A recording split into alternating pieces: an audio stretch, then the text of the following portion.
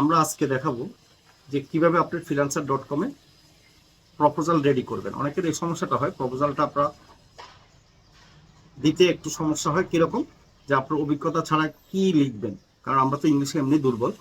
আমি এখানে দেখেন freelancer.com-এ আমাদের জিমেলে অনেকগুলি মেসেজ এসেছে বিভিন্ন কাজের, যেটা আমি বিড করতে পারবো।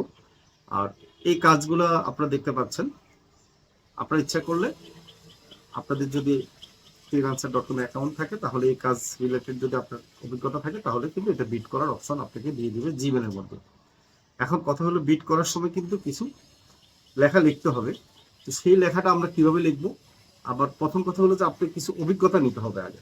আমি freelancer.com-এর একটা কাজের স্যাম্পলে ঢুকলাম। এটা হচ্ছে $250 থেকে $750। এটা কাস্টমার বলতেছে যে ভিডিও এডিটিং কাজের জন্য, সোশ্যাল মিডিয়া ভিডিও এডিটিং কাজের জন্য। সোশ্যাল মিডিয়ার মধ্যে দেখেন এখানে কি আছে, Instagram, TikTok, total social media আপনার ভিডিও এডিটিং গুলো করবেন এই ক্লায়েন্টের জন্য। সেটার জন্য আপনাকে $250 থেকে $750 এই ক্লায়েন্টের বাজেট। ঠিক আছে, ওনার কি কি আপনার জানতে হবে সেটাও কিন্তু এখানে দেওয়া আছে। তো আমরা দেখবো যে প্রপোজাল কিভাবে রেডি করবো।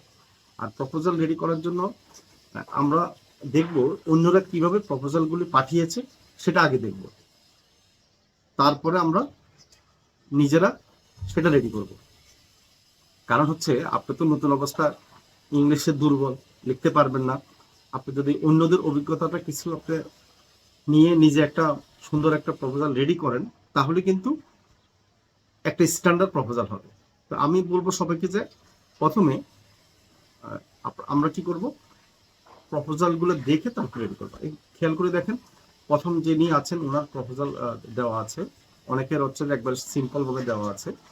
ঠিক আছে, এই যে প্রথমটা আমি দেখাচ্ছি, আই হ্যাভ বিন, উনি কি কি মানে কত সাল থেকে উনি এই পেশায় আছে সেটা উনি দিয়েছেন এবং বিস্তারিত উনি কত ডলার রাখবেন সেটাও দিয়েছেন। এই যে একজন দিয়েছেন $250, ওনার বিস্তারিত দেওয়া আছে।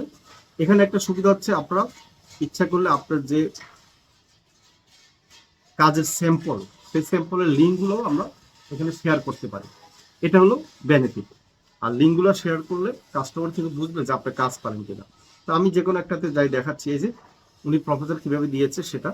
তো আমরা ইচ্ছা করলে এই প্রপোজালটাই স্ক্রিনশট নিয়ে কিন্তু আমরা কি করতে পারবো, ভালো করে দেখে পড়ে তারপর নিজেরা একটা প্রপোজাল রেডি করতে পারবো। আশা করি বুঝতে পেরেছেন। ধন্যবাদ।